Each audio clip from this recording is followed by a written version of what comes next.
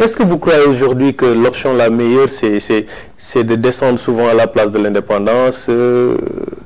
Est-ce que vous pensez que c'est la bonne option? Mais ça, c'est symbolique. Allez, personne n'est jamais contesté à la place de l'indépendance.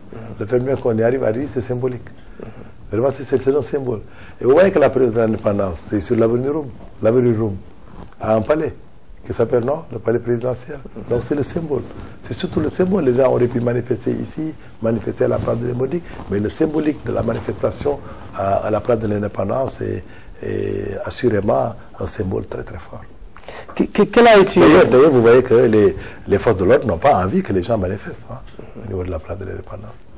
Quelle a été votre première réaction quand vous avez entendu le porte-parole du président accuser un des candidats d'avoir recruté des mercenaires, d'anciens militaires, colonels à la retraite pour un peu tirer sur les ficelles? Mais écoutez, moi au début, je ne savais même pas qui on visait. D'ailleurs, on m'a posé la même question. Est-ce que vous avez recruté de lui? J'ai dit non, moi je n'ai pas la possibilité, etc. Mais je ne pense pas aussi, il ne faut pas avoir une méthode inductive. Il ne faut pas qu'il y ait un ex-colonel. Vous savez toujours que toutes ces sociétés-là sont gérées par soit des ex-militaires, des ex-policiers. Parce que quand même, ce sont des gens, quand vous les mettez autour de lui, vous savez très bien qu'il n'y a pas beaucoup de vie. Ça, effectivement, comment travailler.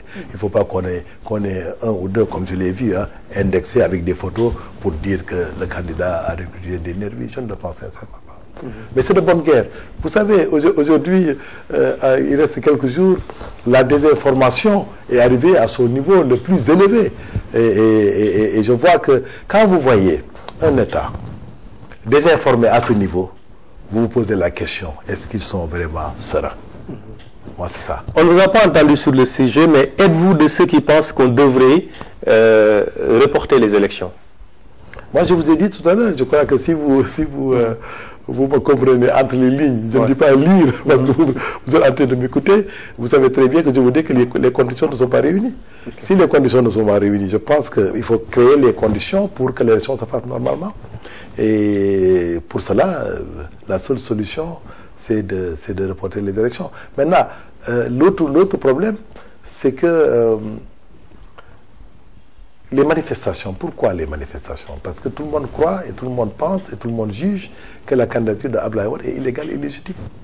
C'est ça le véritable, c'est ça le sens des manifestations. Donc même si on n'a pas pour un report, c'est de dire qu'Abdoulaye Wade ne devait pas participer. Et voilà, ça revient un peu à ce que je vous disais sur la séparation des pouvoirs et la mainmise de l'exécutif sur le pouvoir judiciaire. Est-ce que vous auriez aujourd'hui des regrets si on décidait de reporter les élections? Tout de suite, si on reportait les élections, quelles seraient... Et tout le monde s'était préparé pour le 26, mais il faut que les conditions... regretter, moi je ne peux pas avoir un regret si ça permet d'avoir un cadre de paix, de sérénité, pour que demain qu'il y ait des élections qui soient des élections dont les résultats seraient acceptés par tout le monde. C'est ça. C'est ça la démocratie, l'essence de la démocratie. La démocratie, c'est pouvoir dire une majorité gouverne et une minorité conteste. Et c'est ça l'essence de la démocratie. Parce que cette majorité, la force de son pouvoir ne pourra pas faire n'importe quoi. Mais si la majorité, aujourd'hui, est là et sa légitimité est contestée, ça pose des problèmes pour la démocratie. Alors que si on organise les élections d'une manière satisfaisante et qu'il y ait quelqu'un d'élu, je vous avoue qu'il y a même d'autres candidats ou d'autres forces qui vont l'accompagner pour qu'il réussisse. Parce que ce qui s'est passé ces 12 dernières années, ont poussé le Sénégalais à avoir un recul par rapport à la chose politique. Et en disant que s'il y a quelqu'un qui donne un programme qui est cohérent et qui demain, à la majorité des Sénégalais, je vous avoue que pas mal de candidats ou même pas mal de Sénégalais de bonne volonté vont tout faire pour qu'ils réussissent. Parce que nous aimons ce pays-là. Nous aimons ce pays. Et ce que je dis toujours à mes collègues, je leur dis, nous aimons ce pays. Et comme Lamine Gueye le disait, on doit aimer notre pays à en pleurer. Et c'est ça. Nous aimons ce pays. Et nous avons envie que les programmes que nous allons mettre en place demain soient sur un lit de paix. Voilà pourquoi je dis, si le report nous donne la paix, pourquoi ne pas reporter? Beaucoup de Sénégalais craignent pour leur sécurité, compte tenu de la situation. Vous, est-ce que vous avez une crainte particulière? Pour la sécurité. Ouais. Mais vous savez, quand vous êtes candidat à la présidence de la République, c'est un don de soi. Vous ne pouvez plus vous parler de sécurité. Non. Moi, je ne crains pas pour ma sécurité. Je laisse ma sécurité avant tout à Allah subhanahu wa ta'ala. Et votre idée sur les risques de fraude qu'il pourrait y avoir? Beaucoup disent que le candidat sortant pourrait frauder et passer facilement. Oui, mais les gens le disent d'ailleurs. C'est pour ça que je vous dis que les conditions, le fichier, quand je vous parle du fichier, ce sont des techniciens qui l'ont dit.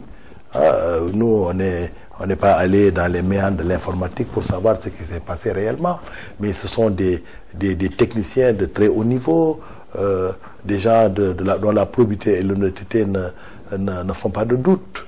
Et ce sont des gens qui ont fait des investigations assez profondes que j'ai regardées sur le net, que j'ai regardées à la télé, mais ce qu'ils demandent, il faut qu'on demande le contraire. Et si c'est vrai, ça veut dire que les conditions ne sont pas réunies pour avoir un 26 février d'une transparence totale. Djibril Ngom, je vous remercie. Merci beaucoup.